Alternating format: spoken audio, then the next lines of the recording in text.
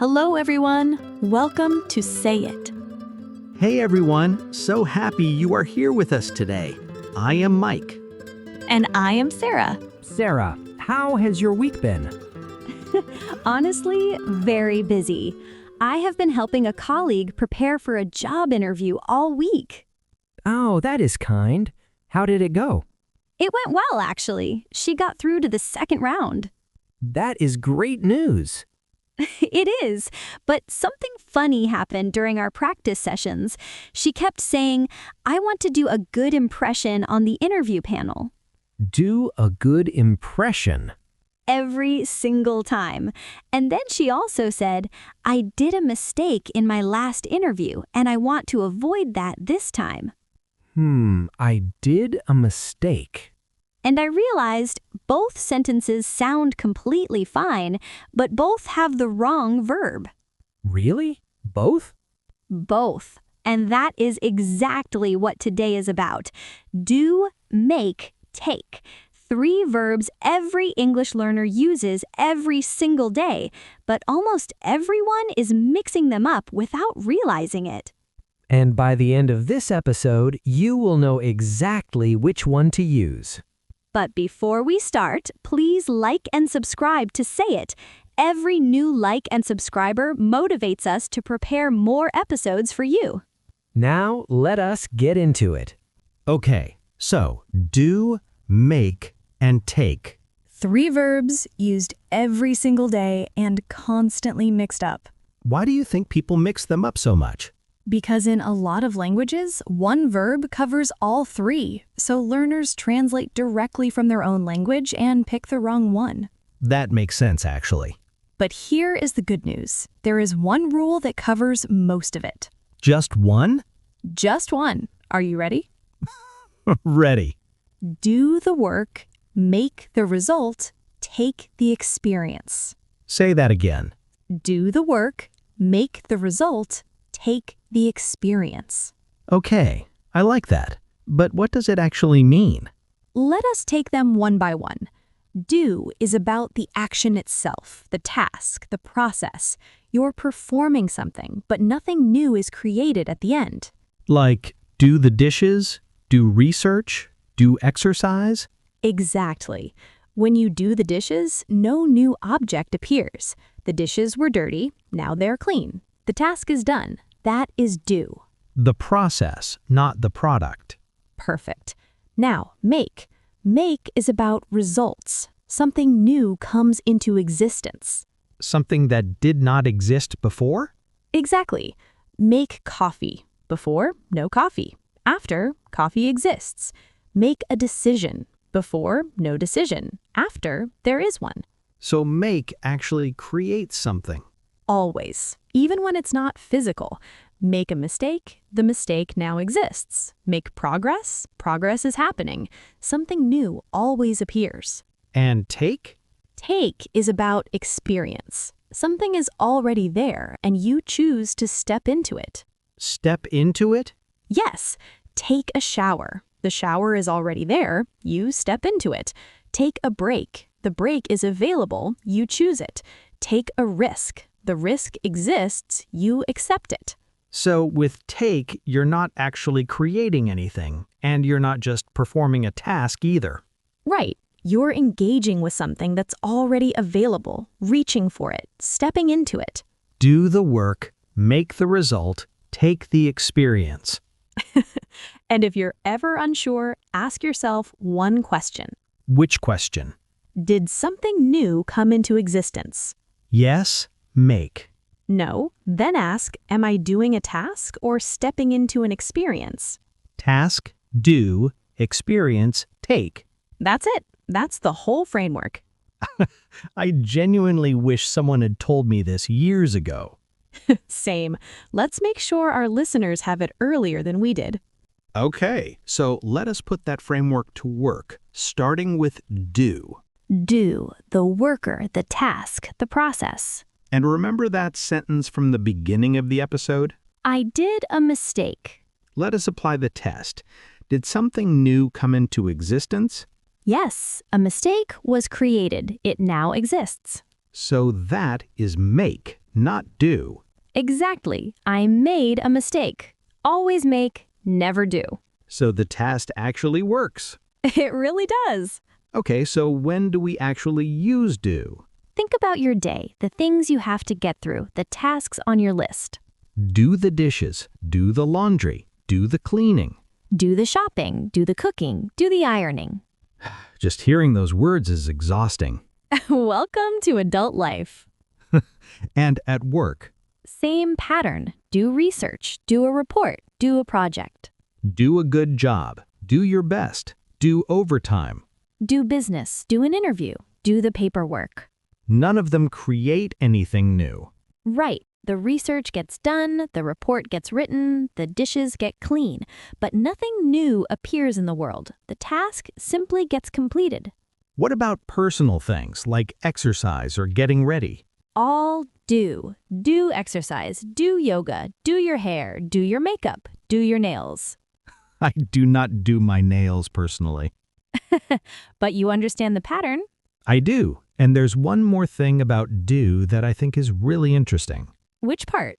Whenever you have the words something, anything, nothing, everything, it's almost always do.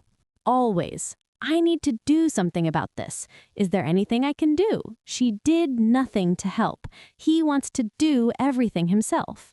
Something, anything, nothing, everything, do follows. Every time. And one thing I noticed, native speakers sometimes use do very loosely in casual conversation. Yes, you'll hear things like, I'll do the coffee. Can you do the emails while I'm away? But there's no collocation do coffee to memorize. No, that's just do acting as a catch-all verb in informal speech. When the meaning is obvious from context, native speakers replace almost any verb with do. So learners should recognize that pattern but not try to memorize it. Exactly. Just know it exists, and when you hear it, you'll understand. Do the work, tasks, duties, activities. Nothing new is created. And something, anything, nothing, everything, always do.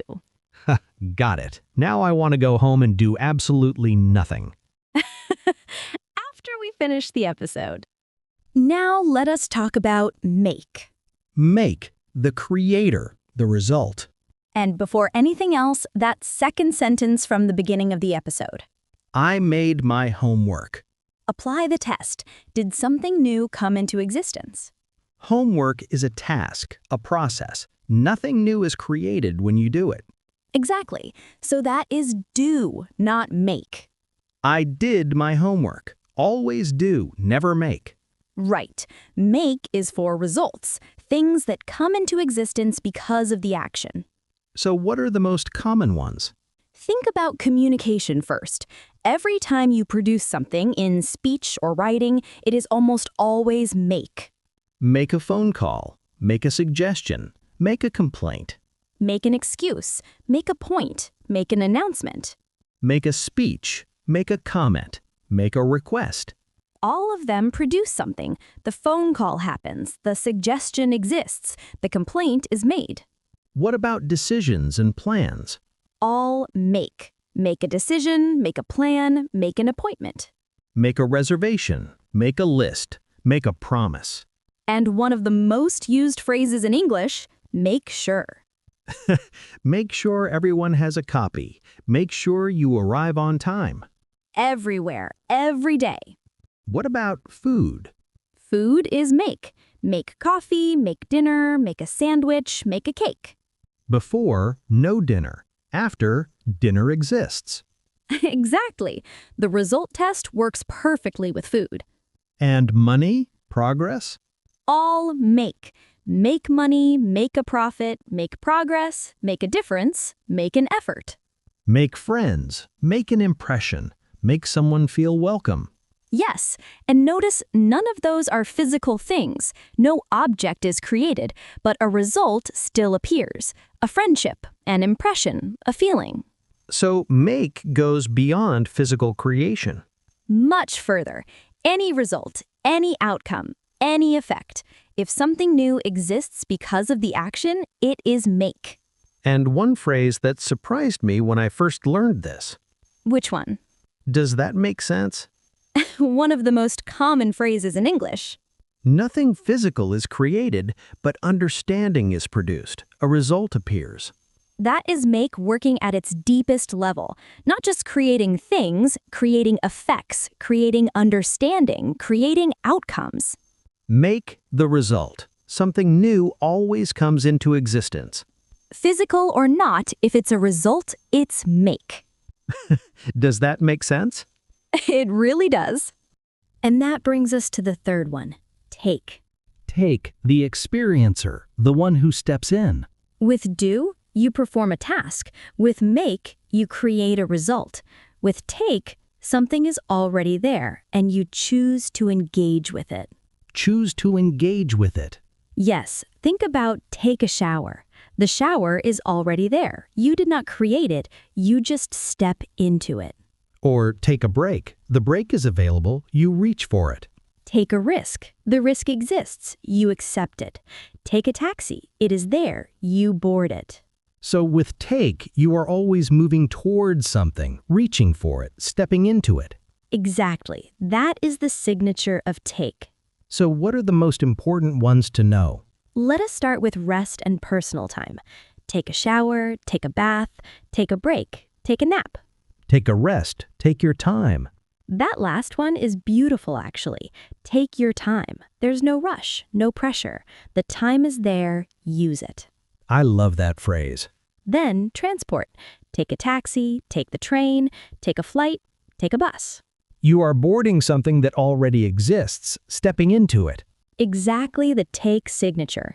And at work, take a call, take a message, take notes, take a look, take a photo. Take an exam, take a course. Though that last one, take a course, is American English. In British English, you'll hear do a course. Both correct? Both completely correct, just regional. American, take a course. British, do a course. Good to know. And responsibility? Big category for take. Take responsibility, take action, take a risk, take a chance, take control, take the lead, take part in something. All of them, you are reaching for something, accepting something, stepping forward. That is take in every single one of those.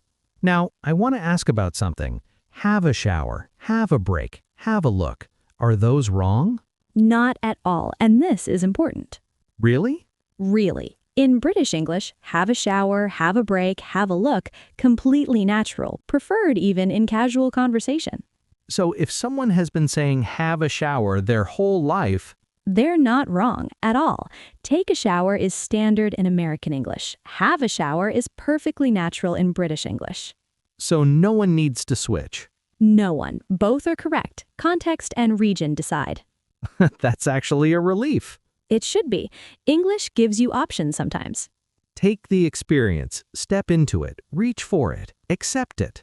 And if someone offers you have instead of take in British English, take it. Noted. So we have do, make, and take. 3 mental models, 1 clear framework. But now we need to talk about something that surprises almost everyone. What is that? Sometimes the same noun appears with different verbs, and when that happens, the meaning changes completely. Completely?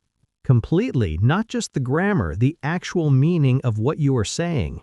Okay, give me an example. Time. Time. 3 different verbs, 3 completely different meanings. Make time, take your time. All with the word time? All with the word time. Let's go through them. Make time. What do you think that means? Make time. You're creating something, so you're creating space in your schedule? Exactly. Make time means you rearrange your schedule deliberately. You create space for something. I need to make time for exercise this week. It implies effort. You're working to fit something in. Yes. Now, take time. Take time. Something requires a certain amount of time. Right. Learning a new skill takes time. It's not fast. Time is required. You cannot rush it. And take your time. Take your time, no pressure, no rush. The time is there for you. Use it slowly. Take your time. We're not in a hurry. 3 phrases, 1 word, completely different situations. And if you pick the wrong verb, the meaning shifts entirely. Entirely. Now, break. Break? Take a break versus make a break for it. Take a break. Stop working temporarily, rest for a moment. We've been working for 3 hours. Let's take a break. And make a break for it? Very different. Make a break for it. Run suddenly. Try to escape. Escape? Yes. The moment the door opened, he made a break for it. So if someone says, let us make a break, they are not suggesting rest. Definitely not. They're planning an escape. Very important difference. Very. And now, the most important one. This is the one I want everyone to remember. Which one? Impression. Make an impression versus do an impression? Make an impression have a memorable effect on someone, good or bad. She made a great impression at the interview. The new employee made a strong impression on the whole team. Now, do an impression of someone. That sounds similar, though. It sounds similar, but it is completely different. Do an impression of someone, imitate their voice, their manner for entertainment. Like, he did an impression of the manager and everyone laughed. Exactly. Comedy, performance, imitation. So, make an impression, the effect you have on people. Do an impression, copying someone for a laugh. Now, remember Sarah's colleague at the beginning of the episode? Who said, I want to do a good impression at the interview. She wanted to impress the panel, have a strong, positive effect on them. But what she actually said was that she planned to imitate someone at the interview. As a comedy act in a job interview. That would be a very memorable interview. For all the wrong reasons. The correct phrase always is make a good impression. Make a good impression. Never do a good impression. And this is exactly what we meant at the start of the episode. The wrong verb does not just sound unnatural. Sometimes it completely changes what you are saying. Same noun, different verb, different world. Which is why choosing carefully matters so much.